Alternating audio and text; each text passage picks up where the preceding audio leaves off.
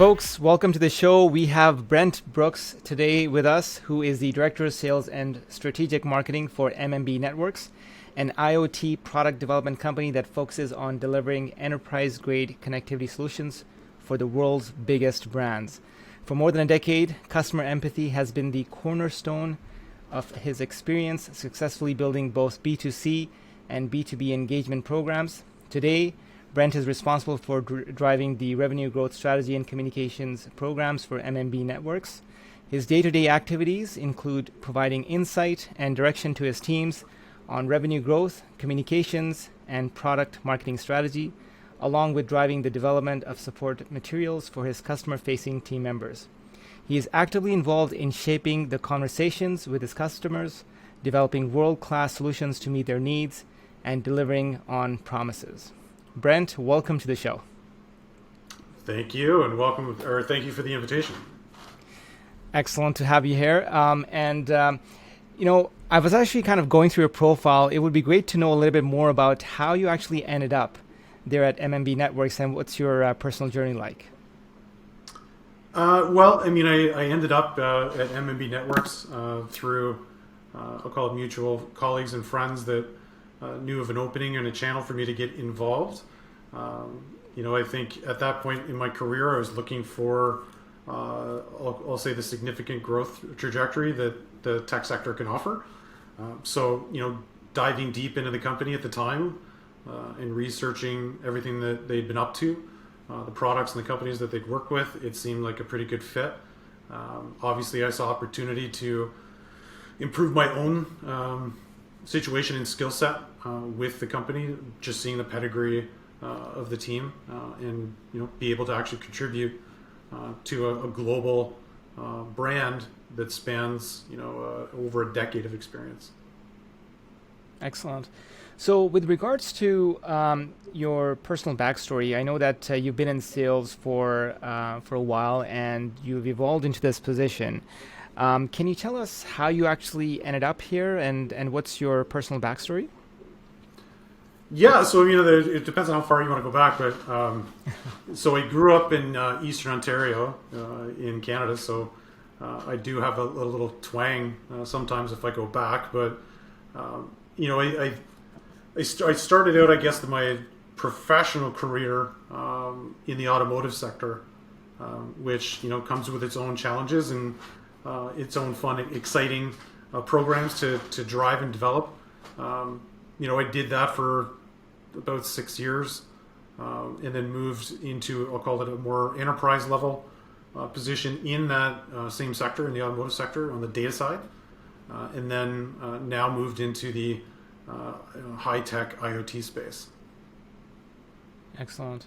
So obviously the IoT space has evolved quite a bit in the past little while, and there's all kinds of companies in the IoT space. How do you differentiate MMB Networks from the rest, and what is it from a marketing perspective that has worked for the brand? It's a very good question. It's twofold. I think the major differentiator for MMB Networks, so just again a quick rundown of what we do. MMB Networks is an IoT product development company.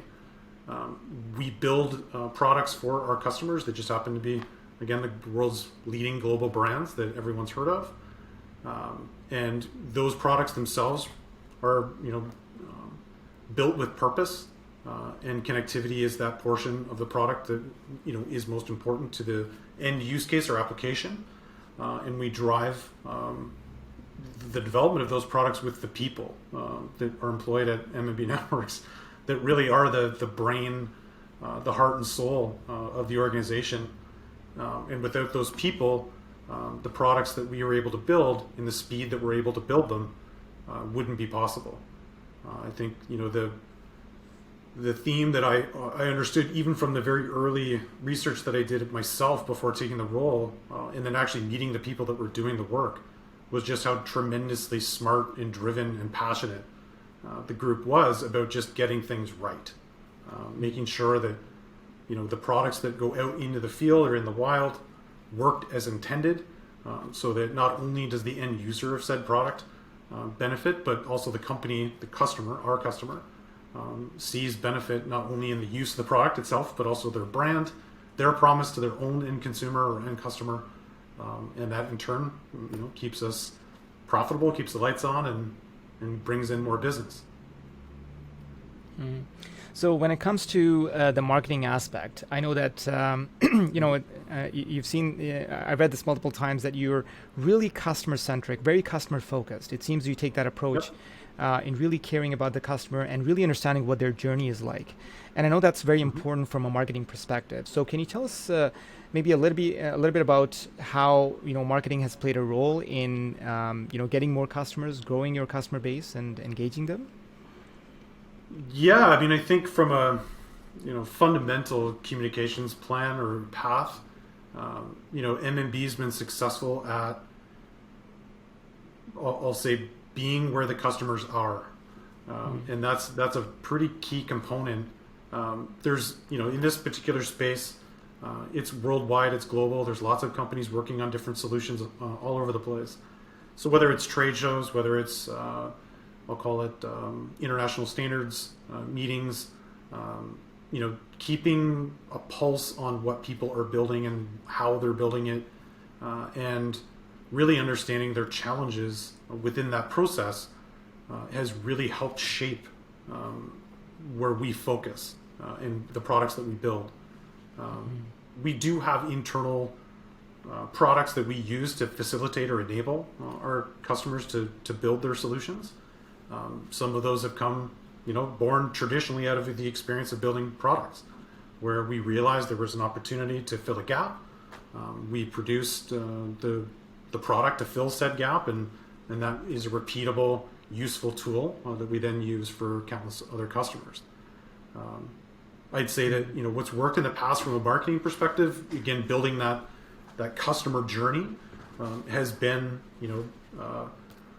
word of mouth. I think is the most common in our space at this time. Yes, there's digital channels. Yes, there's an opportunity for people to learn and educate themselves through content that we build on our website, or talks like this where we have an opportunity to communicate to the wider market.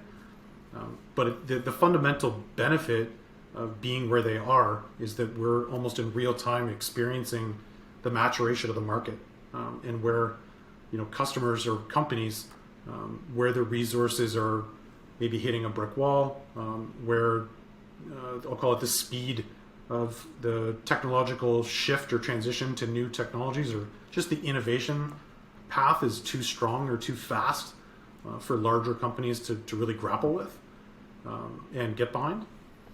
And that's where we've been the most successful, I think. Mm-hmm. So obviously you work with really well-recognized brands, and from a marketing perspective, do you use account-based marketing strategies, or is it more like your mass marketing to a certain vertical, so to speak? So we deploy a few different tactics. I mean, yes, the account-based marketing is a very key component. So the land and expand tool, so to speak, where you do build significant credibility and trust with customers as you build solutions for them. And most of those companies have different divisions, different products that they're building that by different teams that then very easily are able to make that introduction so that they themselves are almost marketing for us internally. So we do obviously have the basic CRM tools that are available to us to see the connections between people and make sure that we're tracking the effectiveness of our messaging, et cetera, as we reach out to these corporations en masse. Individually, I'll say, from with them. We also do contribute a pretty significant amount. Sorry. That's fine. We do. I'm just going to kill that for a sec. We do, contribute some messaging to the outside world en masse, but, even those are still very targeted. We operate in very specific verticals. I'll call it out, at least for the moment now, it's smart cities, smart utility grids, where it is that like larger scale deployment.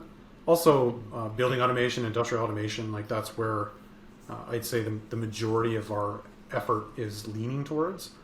So the messaging is very focused on that group.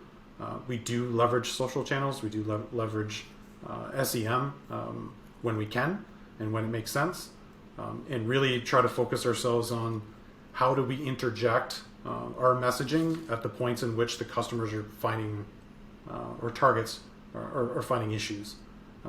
So it could be, as we've called it, our 4 core pillars of IoT product development as we've built it over the years. Our customers tend to find challenges in each one of those pillars. So they're, just to call it out quickly, it's strategy is the first, then you have design or development of the solution is the second, manufacturing is the third, and then maintenance or support is the fourth. And in each one of those stages, there's significant challenges that are faced by different people within the organizations that we're targeting. So earlier in the process, it tends to be more of the business-oriented person that's driving either the business case to build the product, or maybe they're in the product teams, or someone that's actually driving the use case application development. And the further down you get, the more into the weeds, so to speak, that you get with the engineers and the ones that are actually doing the work to build these solutions. So the message, we just try to follow that as they roll through their product development cycle. And at least at this point, again, word of mouth, if you're at the trade show and you're talking people through it, you can actually start building questions around where they are in their process, what challenges they've had, and where we can actually interject or help them achieve those goals. Typically, that's usually a speed equation. Usually it's, how do I get through these challenges quicker? And that's where we tend to excel. Outside of that, other channels just, I don't see us building a TikTok page anytime soon, but we'll maybe branch there someday. But for now, we're focused on more traditional means. So let's talk about that customer journey a little bit. And it's really interesting to, see what has been working for you, because, when it comes to traditional marketing, it can be very, it's not very scalable as digital marketing is. And especially when it comes to establishing those customer relationships and so forth, that always takes time, whether it's digital or whether it's offline. So being a customer-centric company where you're trying to leverage current customer relationships as well as bring in new customers, what do you feel has worked well in that area? Is it mainly, taking them out for coffee, or, I know during COVID that's been very difficult. So I'd be interested to hear as to how your marketing has evolved, because, meeting your clients one-to-one has not been very possible in the past little while.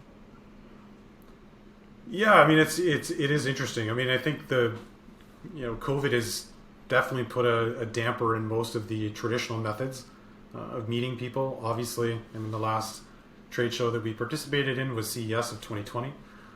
So it's obviously quite some time ago, and we haven't seen anything of that level since. I know that there's a few things opening up recently in I think ISC and a few other shows in Vegas have been able to at least have some presence. We thought about the webinar type thematic campaigns to try to educate and promote and pull people into our environment, and we are still working on what I'll call digital programs to support that.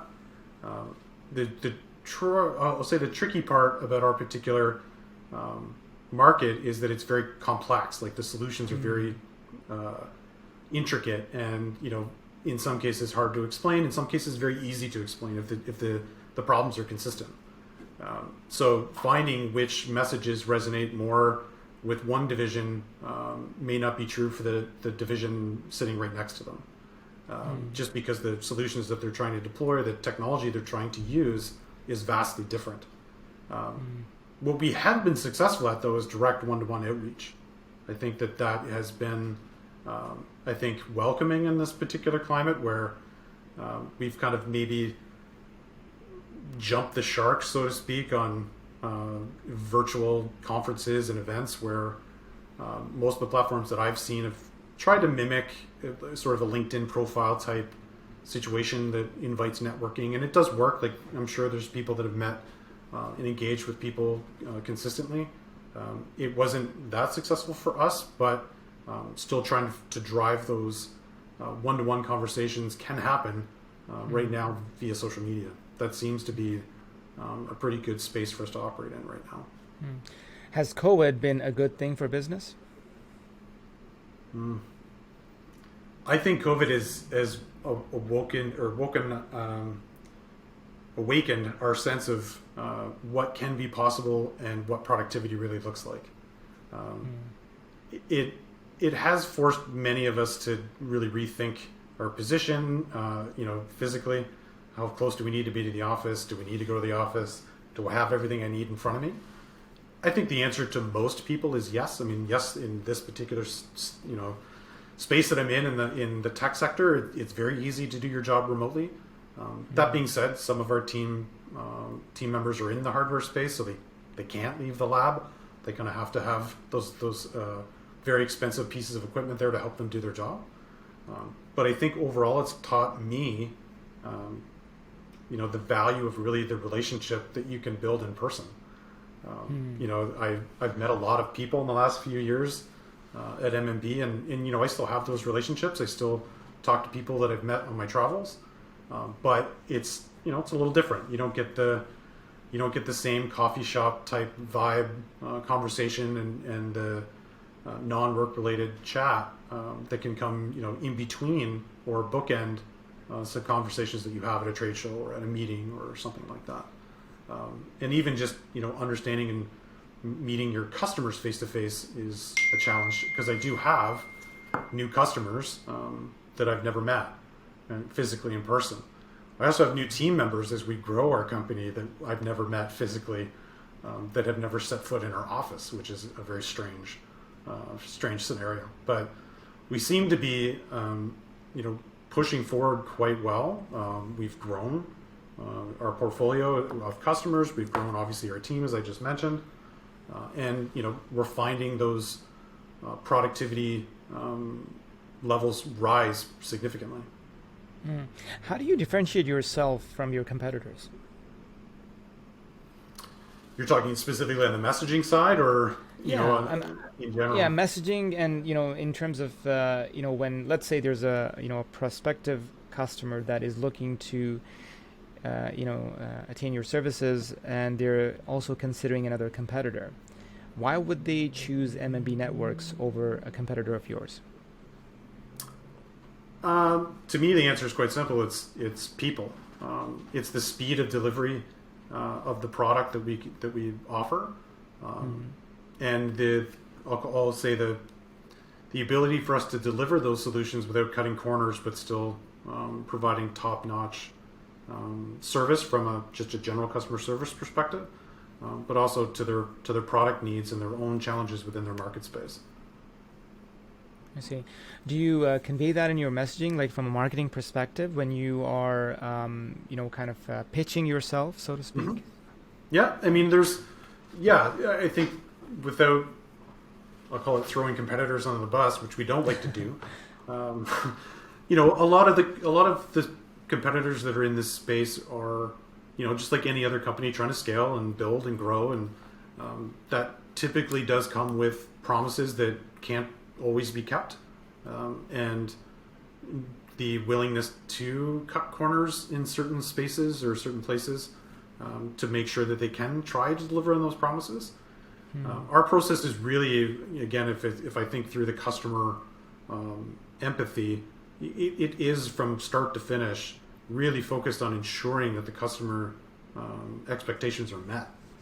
So in those early conversations with a customer, when you're trying to set those expectations, it's important to ensure that they understand why we're trying to box these requirements around certain timeframes or certain descriptions of activities, so that they really know what they're getting, and there's no surprise. And we're very upfront about what they can expect and when they can expect it. And our team goes through great deal of time and effort and vetting to make sure that when we do present solutions, that it is real, and those dates are are real dates, and it's not smoke and mirrors. And again, not to say that any competitors are lying to people. That's not really the point. I think that just some people are more aggressive in their timelines than others, and some have a better consistent track record of hitting their targets than others.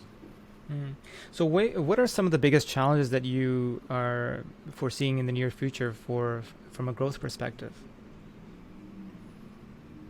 I mean, if I take the COVID situation right now, I guess it's just meeting new customers.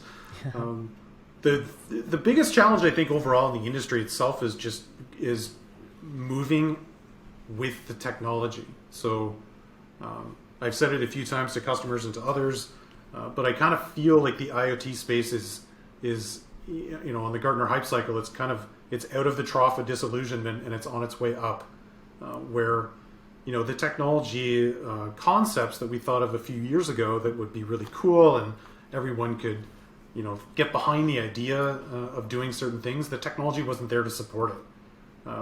We knew it could be, it just hadn't been built yet. Now we're at the point where all of these technologies do exist. And as people start to iterate on those technologies or innovate within their own companies, obviously the standards groups that drive a lot of these connectivity protocols, they're changing as well. And they're trying to improve upon what's already built and innovate. So that causes confusion in the market space as to which technology I should choose, how you manage that going forward and maintain it, because an IoT product is very different than a traditional electronic product. You can't just put it on a shelf and forget it. You kind of have to, as a product device manufacturer, kind of own it for the entire life cycle, which can be years. It's not something that people will only have in their house for a month or install in their business for a year. It's going to be 10, 15 years. So with that comes a lot of responsibility, and the challenges that we have really is just trying to ensure that customers see the challenges ahead of time, because that's where I think the largest opportunity for failure or biggest obstacles or costly obstacles in product development lie is just the unknown. And it's hard for people to know what they don't know. So what do you see are maybe some of the biggest opportunities in the near future for MMB Networks? I think it's a great question. I think that the space itself is growing exponentially. The technology itself has become, I'll call it, I don't want to say cheaper, but it's becoming a little bit more streamlined, and people are accepting of the investment that's needed, whether that is a regional municipality or for a smart city deployment of some kind, street lighting or smart meters. We're now in kind of like I'll call it the second phase of connectivity products going into the market, where the mass first adopters are now starting to get their second, third generation of products. But the products are becoming much easier for people to use and deploy. So you're getting a new wave of, I'll call it, end users and consumers and customers and companies that are building these new products. So for us, the biggest opportunity kind of lies in that explosive growth that the existing stable of customers that we have, they themselves have pretty significant growth plans. And the new ones that we're able to bring on board are kind of coming in at the high, I don't want to say the high peak, but they're coming in at the rise of the peak, where everyone's accepting of this new connectivity world. Yes, there's challenges that are always going to be there. Some people aren't going to be as comfortable with it as others. There's always security to keep in mind as time goes on, but it is becoming a pretty welcome addition to most households, most businesses, and again, light poles and the like. So I want to go back to again the topic of being customer centric, because a lot of companies today, they say that they're customer centric. We care about the customer. I think that's also that's almost like a minimum standard now to be in business. Yeah. You have to care about the customer. How do you take it up a notch? Because I know that you are really focused when it comes to establishing those relationships with customers. Do you use any models to track, their sentiment levels as far as, are they happy with you, and are they engaging with you? Are there any models that you use or that you've employed to check the data on that? I'd say that. Let me answer that. At current, no. Should we? Yes, indeed. At previous roles, we definitely measured customer sentiment in multiple ways. Ensuring that whether it's from a customer service perspective in a solution problem situation where someone has an issue, or it's in the just general sentiment on, do I feel like I got what I asked for and I feel satisfied? It is, I think maybe because of the space that I'm in right now, and we have a pretty deep, direct one-to-one relationship with customers, it is like their opportunity to voice their concerns is very easy. So I don't necessarily think that we've had to go down the road of, I'll call it the NPS score route, but it is something that I think everyone should strive for, to try to find a good balance between, are we actually going down the right road, or are customers just kind of giving us the lip service that they're happy and they're moving on. I mean, the biggest measure for me is that we haven't lost a customer. So if we're yes, you don't win every single opportunity that you go out for, but the customers that we have won over the past, they're still customers today. That is awesome. I mean, I think that that really goes to show, that's proof of the pudding, right? I mean, that's the lifetime value of a customer is really important. Often companies, they spend so much time getting the customer on board, and then they lose the customer after a couple of years. But that's that really goes to show the level of care that you put into obviously retaining the customer and making sure that they're heard as you meet their needs. So obviously, you've had this interesting journey over the years. If you were to go back 5 or 10 years, what advice would you give to your younger self? I'd say, number one advice is to always think like a customer.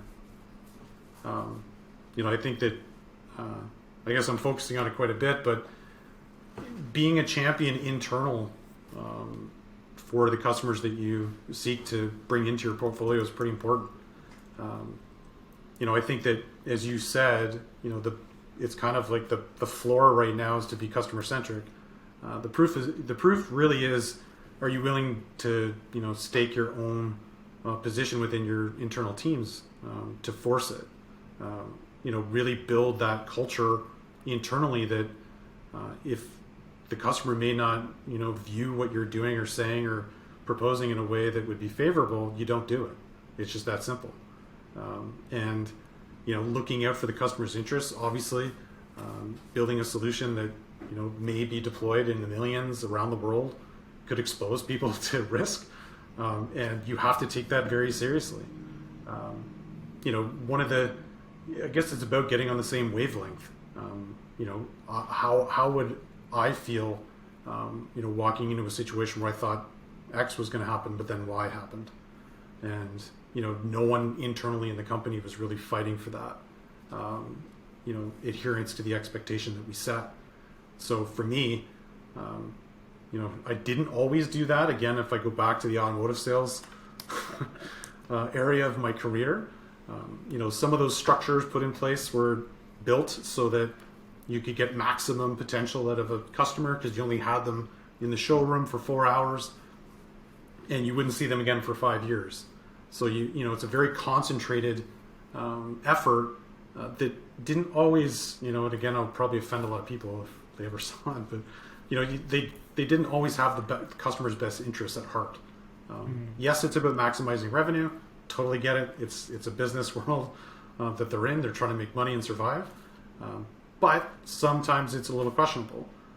And I think even that industry, as we mentioned in the chat, it's right now experiencing a transformation that's really, really wrapping itself around that customer journey. And what does the customer expect at every stage of the journey? And how do I facilitate it better than my competitor? And that's really where the game is going. And I don't think it, I don't think it's a leap to say that it transcends almost every industry. Whether you're selling a $5 million solution to another company or you're selling a $10 product to a consumer, it really is just about maintaining that continuity between what they expected from you and what you delivered. I can say quite confidently that, our team strives very hard to make sure that every step of the way is the best possible experience that the customer could ever have. And, it goes without saying that I've heard multiple times from customers just how blown away they are about how well articulate our process is and how happy they are to have experienced it. That is amazing. So based on your experience and the challenges that you've overcome over the years, if there's one big takeaway that you could give to our listeners, what would that be? I think it would be, build something or create something that you yourself want to consume in the mind of your customer. Whether that, it can be as dry as an ad, it could be a pitch deck, it could be, just a blog post, it could be a description and a job description. Just pour everything you can into making it fun, unique, and ensuring that it has a purpose, that you're not just doing it for the sake of it. It provides some value to the customer, and the customer will see it, appreciate it, and benefit from it. Awesome. So, Brent, it's been definitely a pleasure to chat with you today. Where can people find out more about you and contact you online? Yeah, so I guess you can find me on the traditional LinkedIn, Twitter sphere, which I'm sure you can share digitally. You can find MMB Networks online, again, obviously MMBnetworks.com. There you can find all the information you need about who we are, what we do, and that website itself is getting refreshed. So maybe in about 6 weeks' time, depending on when this comes out, you'll see the refreshed version. That's great. A pleasure speaking with you, Brent, here today. Thank you so much for your time, and we wish you the best of success.